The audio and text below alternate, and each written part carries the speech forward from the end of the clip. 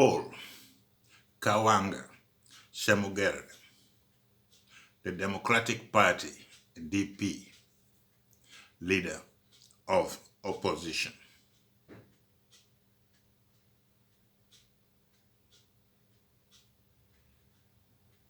The cocktail of disaster is almost complete between the Uganda police and the army. The Uganda army is pointing fingers at the police to produce the people who are kidnapped. And the police hit back by saying they don't have the people kidnapped. It is the army that kidnapped the people. And it is the army to produce those who are kidnapped. So the war of words between the military organs who are supposed to protect the people of Uganda is causing a lot of concern. It seems as if there is no chain of command within the police, within the army, within the intelligence services. Everybody does what they want to do. As we speak, in Bukedia, a policeman shot down a teenager, 16 years old, for violating COVID curfew. This type of killing is going on everywhere in Uganda. It shows you that we are in a military state and the police is above the law. We are not going to forget our youth who are being murdered, killed, tortured. What is happening now between the police and the army? It tells you clearly that they are fearing something. Either the people kidnapped are no longer in life, or they are beaten badly that they fear producing them to the public, or there is something we all don't understand. The former legislator, a non-politician, a teacher, �𝐻𝐸𝐿, who was also a teacher of Museveni at 𝐿𝐴 school. He described this man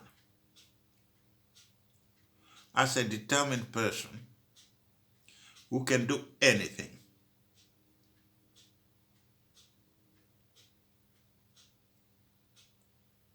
He can set his mind at whatever cost. It does not matter whether it costs a lot of life. If he wants to get something, he will do it. The man wanted to grab power no matter what it cost. The 1980 election was not rich.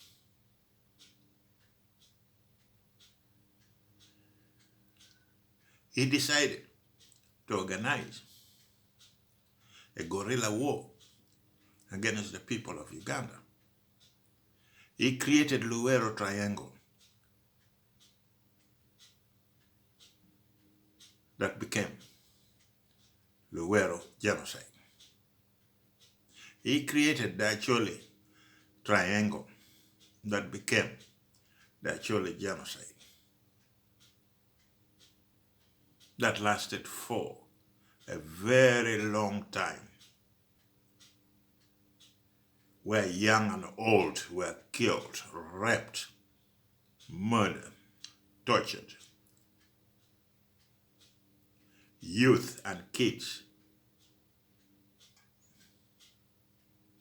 burning houses. To be honest, in 1980,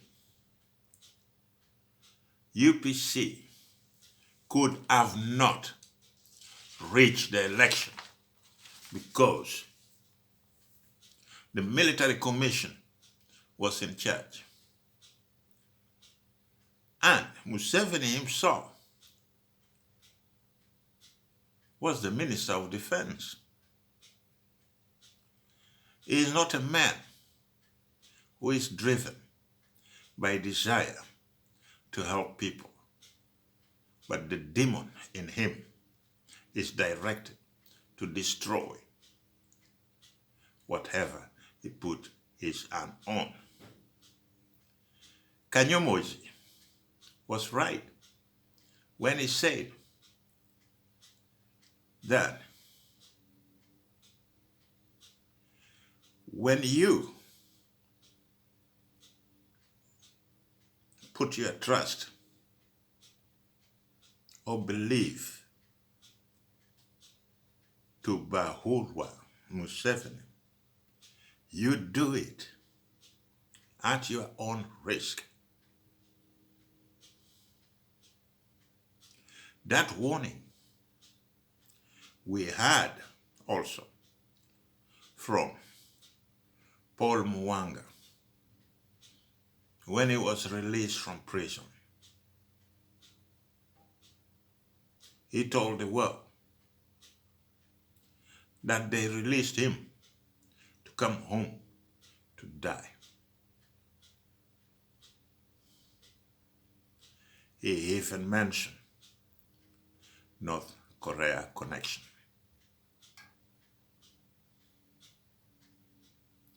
We have people in NRM who are pathological liars.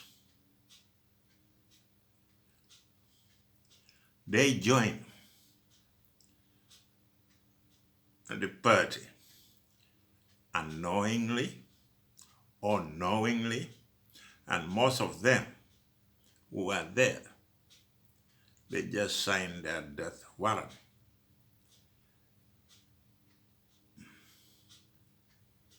He pretends to be a nationalist so that he can attract people to come closer and closer and closer. And when you get very close to him, he strikes like a python. That is why they call him a leopard. And when you touch a leopard anus, you're finished.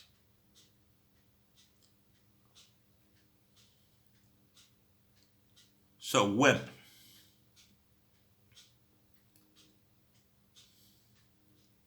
you see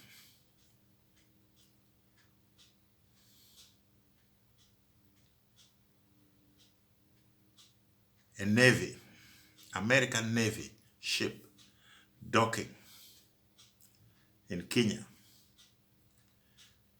don't think that the ship, the Navy, is coming to help you get rid of your mess at home.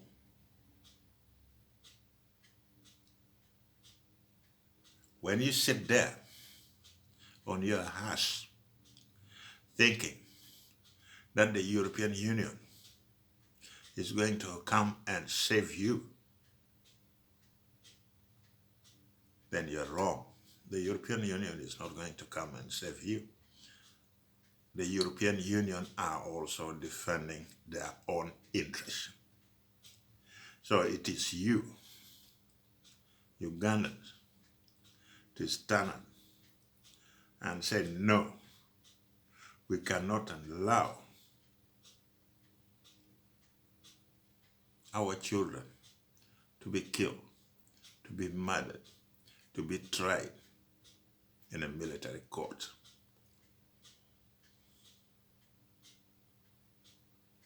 We know that supporters of Robert Kyagulanyi, alias Bobi Wine, are being tried in a military court at Makindye in Kampala.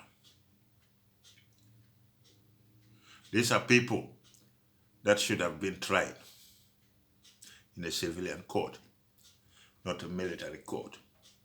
And now we have this nonsense with the police and the army and the intelligence services. They don't know where our kids are. They don't know where those kidnapped are. Please, produce our children. Produce our youth. You will be held accountable for whatever you do with those persons.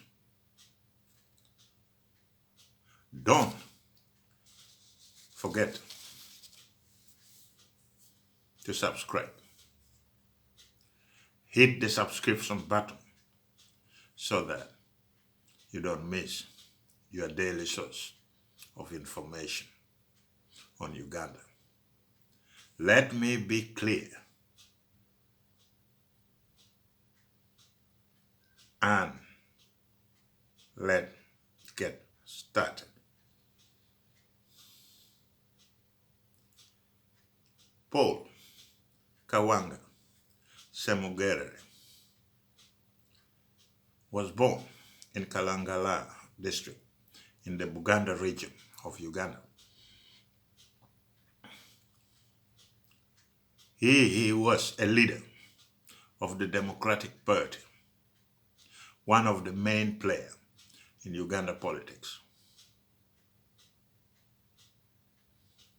until his retirement in 2005. In 1980, Ssemogerere assumed leadership of the Democratic Party when Museveni came to power in 1986. He became the Minister of Internal Affairs and later as the Minister of Foreign Affairs.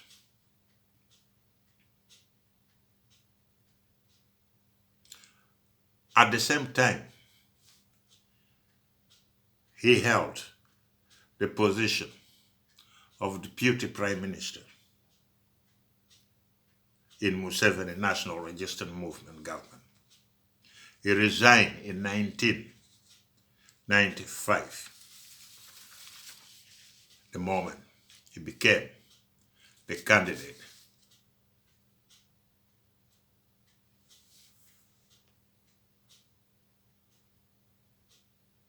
for presidential election.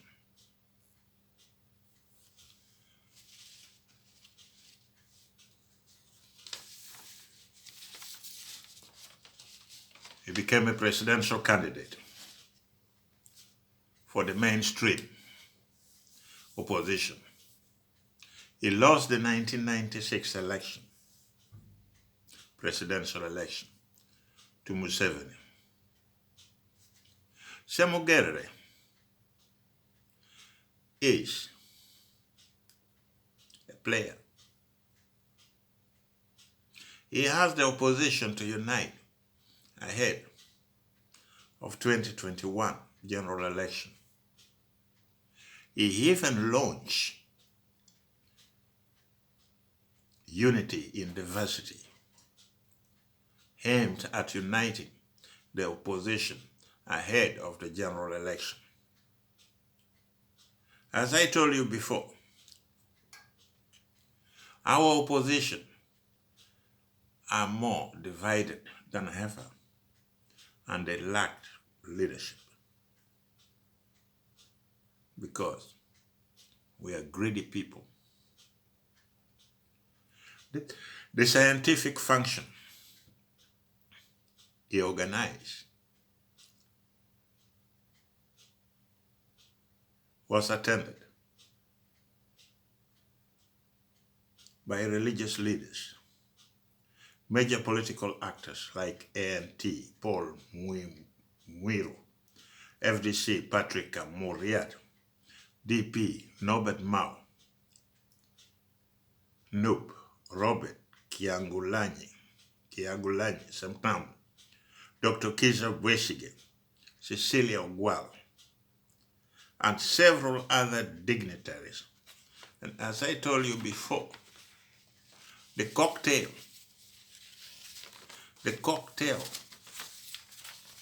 of mixing religion with politics is a very dangerous move. It's a very dangerous move. We have people who pretend to be normal,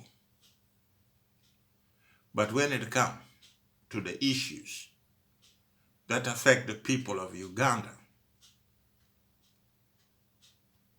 the issues of unity, then they are far away from reality. We have our youth, our children being crushed, killed, murdered, tortured, and tried in a military court. And what good is the word of religious leaders that does not come out of their mouth? The words of cultural leaders, that is nowhere to be heard. The words of members of parliament who are busy building their own dynasty. They are all compromised and they keep their mouth shut when our kids are being murdered. And let me tell you one thing. The voice of the youth is going to be there. The youth are crying loud, said, you, our leaders, you have abandoned us, the next generation. We will also abandon you when a long walk to freedom is over. Those of you who are part of dictatorship, part of the genocide taking place in Uganda, will be held accountable for your action. Those of you who supported the law of Moses, we shall apply the law of Moses to those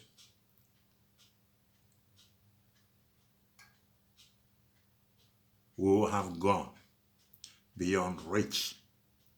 We are going to make sure that our youth, our children, the blood of the next generation is protected.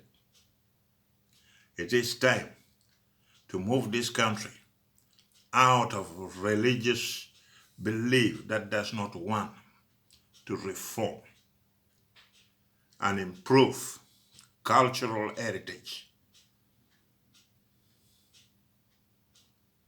which is an institution, a foundation that brought us harm. Our ancestors used it before and it works. We have to take it back to where it was. So many of those religions have no place in the 21st century, and they must go. We don't want a sort of religion that is sucking the blood of Ugandan.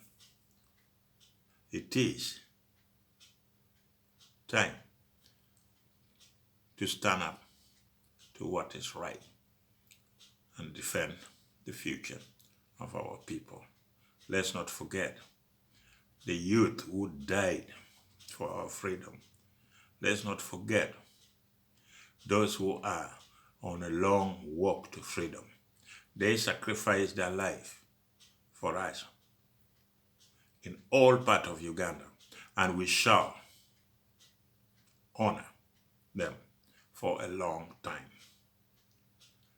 And to their families, your sons and daughter did not die for nothing. Let me be clear. Power is not given. Power is taken. That is why your president keeps telling you that he is not working for you. He's a revolutionary. So it is time you get off the wall and start dancing. Thank you for listening.